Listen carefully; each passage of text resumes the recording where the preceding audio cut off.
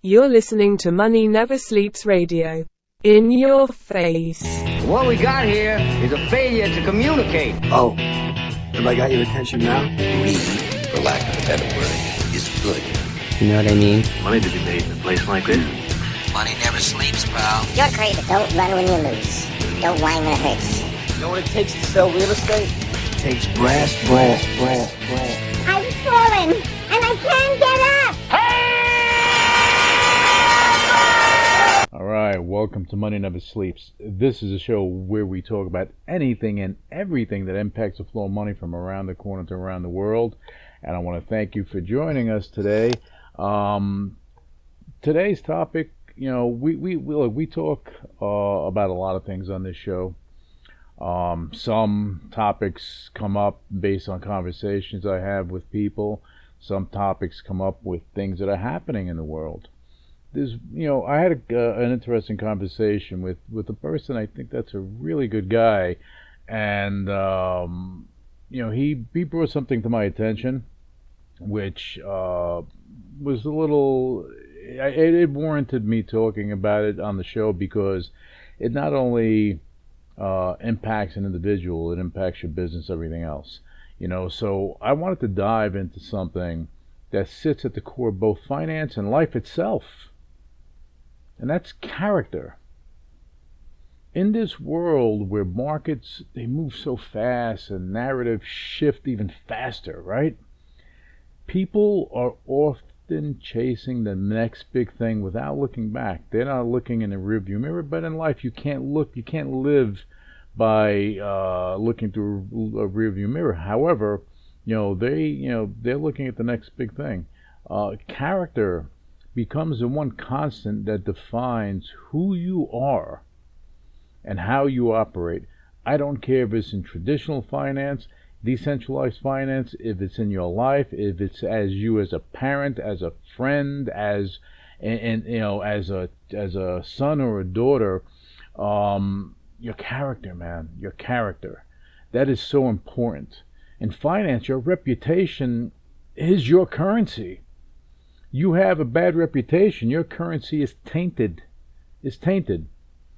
It's the thing that opens doors, builds partnerships, and creates opportunities long before any balance sheet does. That's a fact. And when you're someone who tries to do the right thing, as I know that this individual has tried to do the right thing, as I've seen other people try to do the right thing, consistently, quietly, without theatrics, you'll find that the road isn't always as smooth. Sometimes the very act of standing upright in a crooked room makes you a target.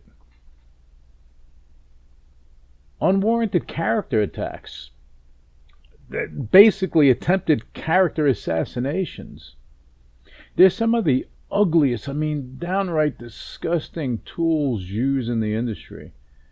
Not because someone actually did something wrong, but because someone else feels threatened by integrity.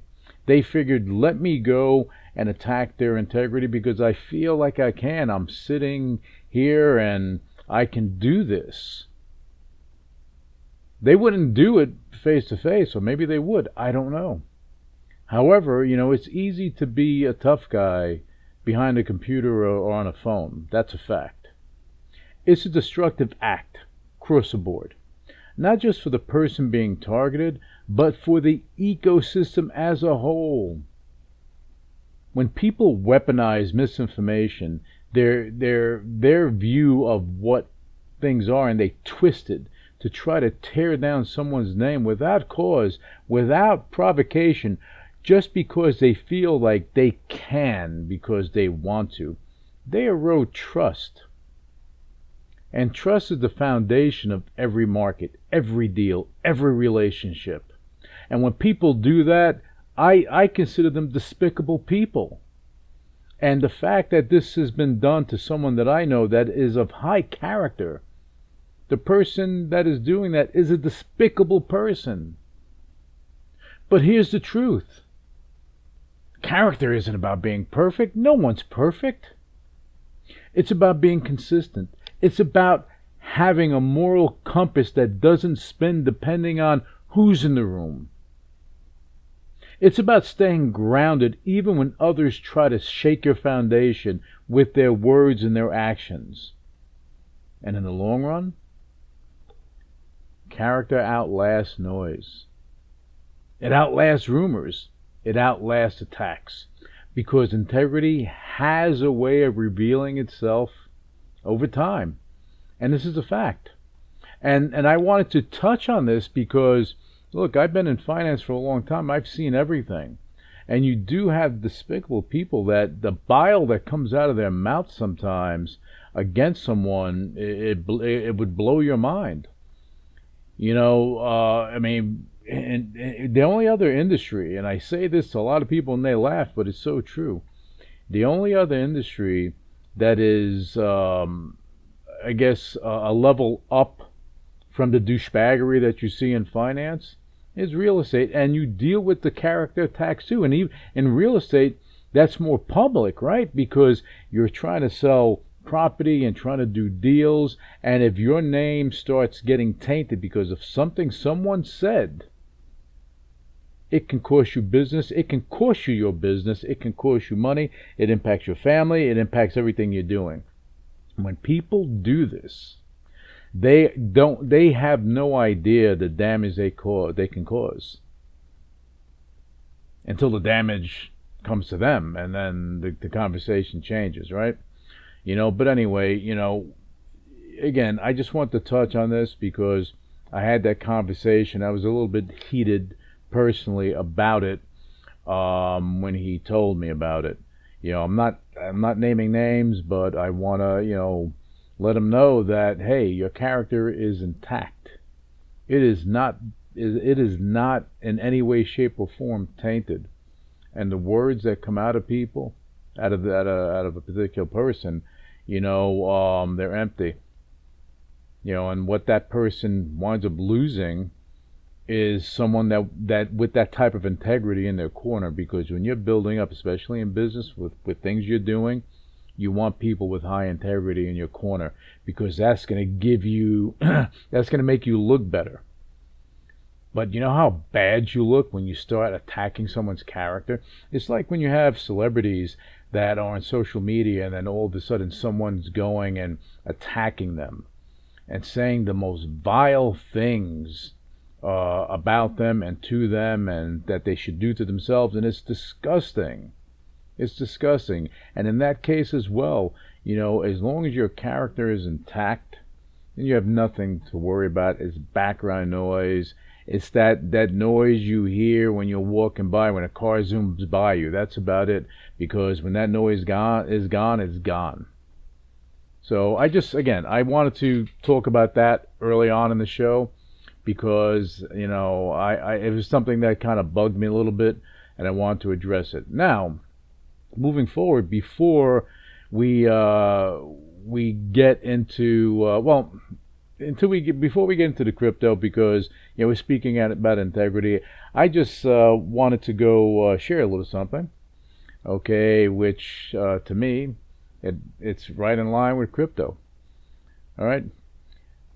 Wrote a little my take on a children's rhyme, and it goes like this. Jack and Jill bought tokens on the crypto hype. I'm blast. So they figured that Joe Schmo posted it, so they ought to move pretty fast. They saw posts from a hypester, some hypester ghost, and figured it was all they needed to read. They slapped on 50x on their trade, convinced they both succeed. Then they watched the market flip upside down. You saw Jill's smile turn to a stressed out frown. Their wallets fell in value with Superman speed. Oh, there were signs of some tears even on poor Jack's face indeed. Jack blamed volatility. Jill blamed her research that was skewed. But when the margin was called, the balance fell hard and their confidence was subdued. And both learned fast that leverage bites you in the ass when judgment calls are misconstrued. So Jack and Jill, they crawled back down the hill, their wallets wiped out clean.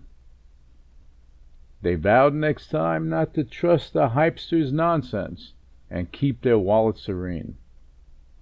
For in the end, 50 times in a crypto trade can be downright obscene. Now, I hope you enjoyed my little take on Jack and Jill. Now, going back to integrity, I want to shift from personal character to market character. Because just as individuals need a strong moral foundation, financial systems need transparency, accountability, and structure. And that brings us directly into tokenization and the evolution of the crypto markets. And I love this because things are getting heated out there. Binance made a bold move earlier on with tokenized stocks, and whether people agreed with the approach or not, it pushed the conversation forward. It showed the world what markets could look like when access isn't limited by geography, market hours, or legacy infrastructure. Fractional exposure, global reach, 24/7 availability. Come on. I mean, this was the big thing. That's where finance is heading. This is where things are going. And no amount of words from any government official is going to stop that. This is not just a thing in the United States. This is global. Traditional exchanges right now, they're trying to catch up. They're moving, they're tokenizing. New York, NASDAQ, CME, they're all tokenizing, they're doing things. But Binance's early steps, well, that forced the industry to acknowledge that tokenization isn't theoretical, it's happening. They get criticized for a lot of stuff, and again, they're no angels, but they take chances, they take risk. You know, a lot of people, they go and they criticize Binance, but at the end of the day, you know, you have to break a couple of eggs to make an omelet, right? So this is what they did. So for good, for bad, for indifferent, they helped to shape the industry. They should be praised for that. And now we have situations like Polymarket. That's all the thing. Polymarket, Kalshi, prediction markets. This is like, all over the place, and people are, you have some fraud going on there too, with people in the know doing some insider trading when they're trying to put the kibosh on that. But Polymarket, they recently found themselves cut off by JP Morgan. No more banking because JP Morgan was worried about regulatory concerns. Meanwhile, Polymarket can be setting up. They got ICE behind them. They got $1 billion, whatever amount of money they have. They have revenue. They have things going on. This company more than likely is going to go public, and JP Morgan may be sitting out in the cold if that should happen for doing this. This wasn't warranted. They could have did a workaround. They could have did something else. They could have said, you know what, let's do this stuff overseas. A lot of things could have happened. They didn't do that. That's a perfect example of the tension between emerging platforms and legacy institutions. Prediction markets don't fit neatly into traditional categories. Doesn't have that great fit. And banks aren't always equipped to handle models that challenge conventional frameworks. It doesn't mean that the technology is flawed, because it is not. It means that the old system isn't fully ready for the new one. And financial institutions, they don't want money moving away from them. So, but if this is the case, this is why the Clarity Act was stalled. If this is the case, why would you not want them to bank with you so you have the money there? That's the question. But despite the friction, crypto is evolving into the asset class I always knew it would be and what it is always meant to be. We're finally seeing the shift from speculation to utility, from hype to structure, from opacity to transparency. On-chain settlement, tokenized assets, stablecoins, programmable financial instruments. This is what we're talking about. They aren't fringe concepts anymore. They're becoming part of the global financial fabric. And here's the connection.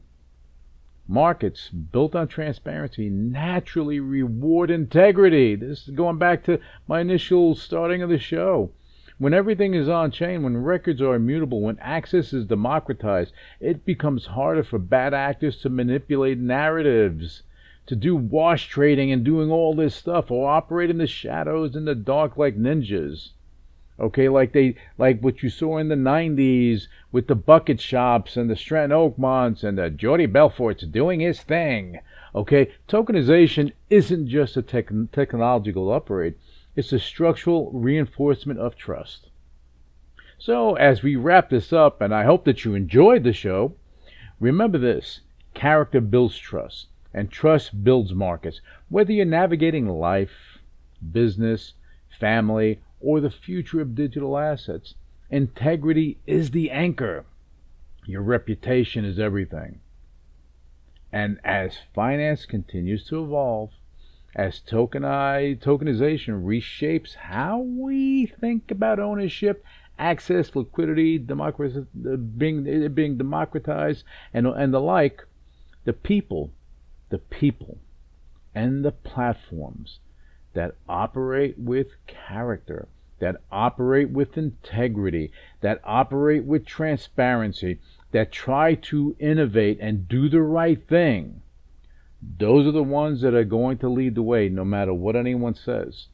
So if you're out there and your character is being attacked and you know you are of high moral standing, don't let it take up real estate in your head or in your heart. It's not worth it. Those people are going to wind up, eating out of, a can, having some ravioli, where you're going to be living your best life with your family, with the people that are around you. Good character, integrity, guess what? Gravitates and it pulls in other people with character and integrity. So you're going to be okay. All right. On that note, we're done with the show. I hope you enjoyed my little children's rhyme. And I hope you enjoyed the topic today. I thought it was important to speak about this. Again, I think in life, you're going to, again, whether you're a kid, you see it all the time. You get rumors that get spread with a kid in school, and these things happen. Social media is like a terrorist in that respect because it gives people, perceived power. They think because they're on social media that they can attack you because they're over there and you're over here, and what are you going to do? But there are laws out there now. There are laws with social media. There are laws even with phone calls. Somebody threatening you or recording your call, guess what? They can have a problem. They can have a problem. Okay, so, again, don't let that take up real estate in your mind and your heart. Okay, I don't care what the situation is. If someone's criticizing you or attacking your character or doing whatever they want to do to try to hurt you, because that's what they try to do. They try to hurt you with words. But be Teflon. Let it slip right off of you, because you know who you are. You know what your character is made of. You know what your moral standing is. You know that you are the best person that you are looking to be, and you're looking to be better. So if they're criticizing your character, they're criticizing, your looks, they're criticizing whatever, don't let it take you down. Don't let it take real estate inside of you. Okay, this is not a pseudo-motivational thing, but for me, I take this personally when I hear about this stuff. Whether kids, I hate bullies, and I say it, and I don't like using the word hate, but I hate bullies. I hate people that think that they can bully someone because that's what they want to do. But the one thing that I've learned in all my travels all over the world, and you can take this to the bank, that there's always somebody bigger, badder. So bullies, they wind up facing someone that they can't bully, and they wind up being the one that, basically has their ego and their character and their everything crushed. And it does happen. Trust me on that.